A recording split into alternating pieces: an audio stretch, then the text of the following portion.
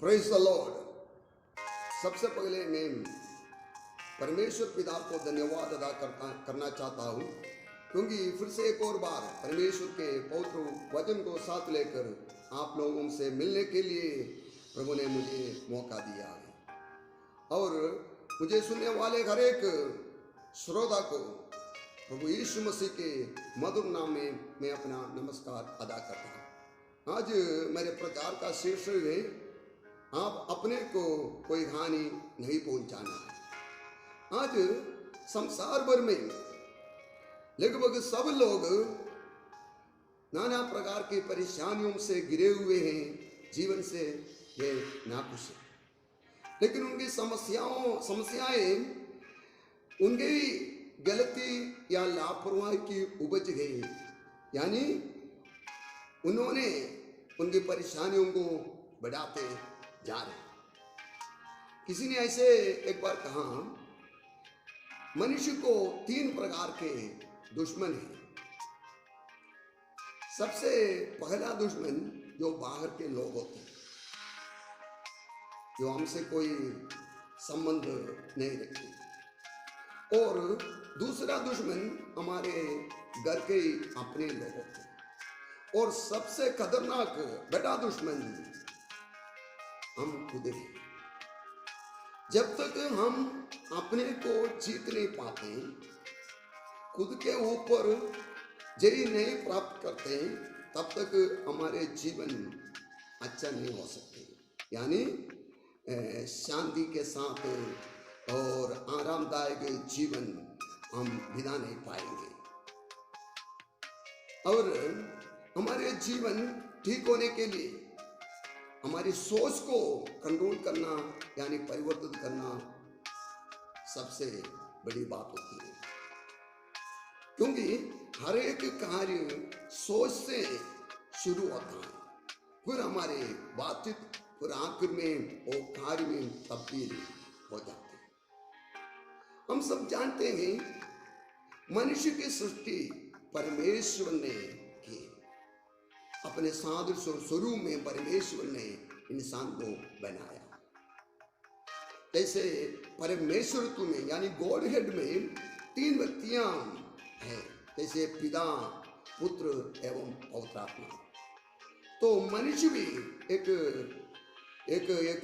ट्राइपार्टिएट being, यानी त्रिभागीय प्राणी है। मनुष्य के अंदर भी मनुष्य को एक शरीर है, एक प्राण है और एक आत्मा भी।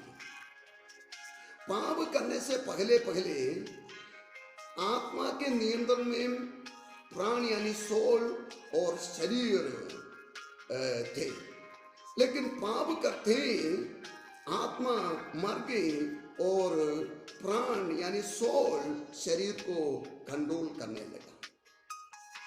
आज प्रभु यीशु मसीह पर विश्वास ना किए हुए लोगों को कंट्रोल उनके जो प्राण यानी सोल करते हैं, लेकिन जब एक व्यक्ति प्रभु यीशु मसीह पर विश्वास करते हुए नया जीवन प्राप्त करते हैं, नई सृष्टि हो जाते हैं, वो जो मरी हुई आत्मा फिर जीवित हो जाते हैं, और जैसे जैसे हम आत्मा को बढ़ावा देते हैं और आत्मा फिर बढ़ जाते हैं और प्राण और शरीर को कंट्रोल करने के लिए तैयार हो जाते हैं। इसको बोलते हैं आत्मीय परिपक्वता। एफिसियों की पत्र में हम पढ़ते हैं, आत्मीय तौर पर हमें परिपक्व होकर प्रभु यीशु मसीह के उस नाप यानी उस लेवल तक बढ़ना है। हालेलुया। तो हमारे जीवन, हमारे जो आत्मा के नियंत्रण में होकर यदि हम बिताए, हम अपने को खुद को कोई हानि नहीं पहुंचाएंगे, अन्यथा जाने अनजाने हम अपने को हानि पहुंचाते हुए जीवन बिताएंगे। मरकुस के सुसमाचार 5वां अध्याय के 5वां पद में एक दुष्टात्मा ग्रसित व्यक्ति के बारे में बताया गया। उस व्यक्ति खुद को चोट पहुंचाते हैं, पत्थर से अपने को घायल करते हम पढ़ते हैं। खुद को जो चोट पहुंचाते, घायल करते हैं, ऐसे व्यक्ति जो सुबोध में यानी होश में नहीं है, नहीं तो दुष्टात्मा के से हो सकती है। तो मेरे प्रियो, हमारे जीवन की नाना प्रकार की जो समस्याएं, हमारे जो जो जो कार्य के यानी हमारे जो बीज बोने की जो उपज है, यानी ऐसी जो समस्याएं, हम समस्याओं को सृष्टि करते हैं। तो इसलिए इन समस्याओं के निवारण के लिए दूसरे व्यक्ति के पास जाने से कोई लाभ नहीं मिल सकते हैं। खुद को कंट्रोल करना, अपने आत्मा के वश में हमारे प्राण एवं शरीर को लाना बहुत जरूरी है। हालेलुया। और जब हम वचन में पढ़ते हैं, हमारे जीवन के 3 कमजोर क्षेत्रों के बारे में बताया गया। यूहन्ना की पत्री, पहली पत्री, उसका 2 अध्याय 16वां पद में कुछ इस प्रकार पढ़ते हैं, क्योंकि जो कुछ संसार में है, अर्थात शरीर की अभिलाषा, आंखों की अभिलाषा और जीविका का घमंड, और पिता की ओर से नहीं परंतु संसार की ओर से है। यहाँ पर 3 क्षेत्रों के बारे में बताया गया। शरीर की अभिलाषा, आंखों की अभिलाषा और जीविका का घमंड। मतलब हमारे ये जो आत्मा, प्राण एवं शरीर से संबंधित ये 3 क्षेत्रों के बारे में बताया गया।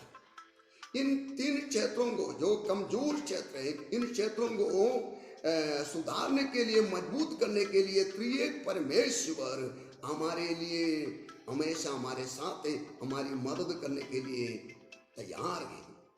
हालेलुया।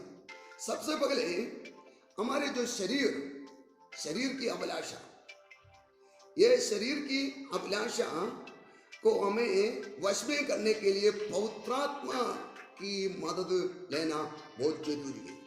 हमारे शरीर को एक मालिक, एक मास्टर के रूप में हमें रखना नहीं चाहिए, एक दास बनाना है। अन्यथा ये शरीर हमें गलती की ओर, लापरवाही की ओर, अनाज्ञाकारिता की ओर हमें ले चलेगा।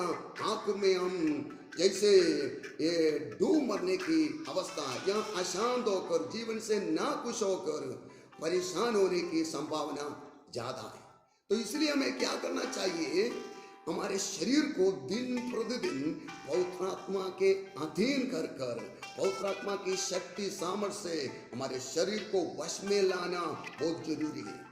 इसलिए प्रेरित पौलुस कहता है, पहली कुरिन्थियों की पत्री 9वां अध्याय के आखिरी पद में कुछ इस प्रकार लिखा है कि मैं अपने शरीर को कूट कर वश में कर देता हूं। मेरे प्रियो, हमारे शरीर की लालसा, अभिलाषाओं को, जैसे एक कैंसर कोशिका है, उसको जिस प्रकार जलाकर खत्म करते हैं या प्रभावहीन कर देते, उसी प्रकार हमें करना चाहिए। अन्यथा शरीर की लालसा, अभिलाषा में होकर हम परमेश्वर से दूर हो सकते हैं और हमारे जो जीवन पराजित हो सकते हैं, परेशानियों से गिरा हुआ हो सकते हैं हमारे जीवन। और दूसरा क्षेत्र है आंखों की अभिलाषा। आंखों की अभिलाषा, जो कुछ हमें आंखों के सामने दिखाई दे रहे, सब कुछ प्राप्त करने की एक इच्छा। परमेश्वर पिता के ऊपर जो हमारा विश्वास है, उस विश्वास के द्वारा ही हम इस आंखों की अभिलाषा पर जय प्राप्त कर सकते हैं। क्योंकि हम वचन में पढ़ते हैं, ये यूहन्ना की पहली पत्री में हम पढ़ते हैं कि जो हम में है वह उससे जो इस दुनिया में है बड़ा है। साथ साथ ये भी बताया गया, संसार को जीतने वाला हमारा विश्वास है। परमेश्वर पर हमारा विश्वास है। उस विश्वास के द्वारा हम आंखों की अभिलाषा को मात दे सकते हैं। Hallelujah, hallelujah. मूसा उसके लिए एक उदाहरण है। मूसा हम मिस्र देश के फिरौन की बेटी के पुत्र होकर भविष्य में एक फिरौन बन सकता था, लेकिन अस्थाई दिखाई देने वाली चीजों के पीछे वो नहीं गया, विश्वास के द्वारा स्थायी चीजों के लिए अपने जीवन को वो अलग किया। हम ऐसे इब्रानियों की पत्री 11वां अध्याय में पढ़ते हैं। हालेलुया। तो जो भी हमें दिखाई दे रही संसार में, ये सब कुछ अस्थाई है, चिरस्थाई नहीं है। जो दिखाई नहीं दे रहे वो चिरस्थाई है। तो हमें परमेश्वर पर जो हमारा विश्वास है, उस विश्वास के द्वारा ये संसार के ऊपर हमें जय प्राप्त करना है। और उस विश्वास के द्वारा ये सांसारिक चीजों के ऊपर जो हमें उसको प्राप्त करने के लिए जो आंखों की जो अभिलाषा है, उस अभिलाषा को खत्म करना, मूसा के समान हमें जय प्राप्त करनी है। हालेलुया। और तीसरा क्षेत्र है जीविका का घमंड, अहंकार। अहंकार उसके लिए बाइबल में कई हस्तियों के, कई व्यक्तियों के बारे में बताया गया। नबूकदनेस्सर, राजा हेरोदेस, और फिर फिरौन और राजा उसाया, कई ऐसे लोग हैं। तो मतलब अहंकार। प्रेरित पौलुस गलातियों की पत्री 2 अध्याय के 20वां पद में कुछ इस प्रकार लिखा है, मैं प्रभु यीशु मसीह के साथ क्रूस पर चढ़ाया गया हूं, इसलिए अब से मैं नहीं, वो मुझ में जीवित है।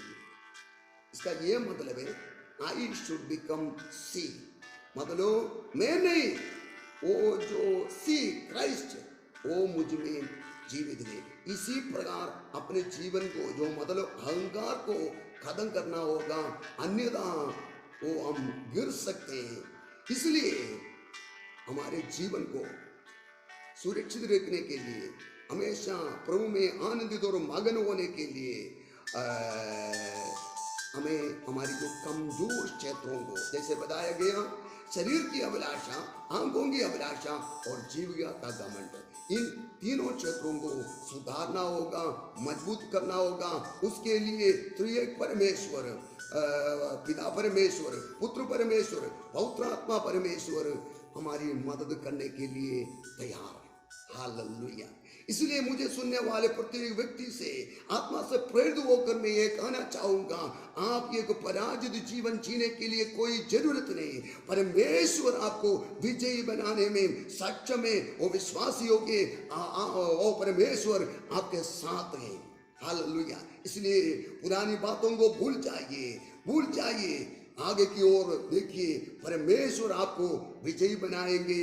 आपके जीवन में हो सकते हैं नाना प्रकार की परेशानियों से गिरे हुए होकर, जीवन से नाखुश होकर आप कुड़कुड़ाते होंगे, आप परमेश्वर से कहते होंगे या नहीं तो रोते होंगे, प्रभु ये मेरी जिंदगी को देखिए, मैं कहाँ पहुंच गया हूँ, कहाँ पहुंच गई हूँ।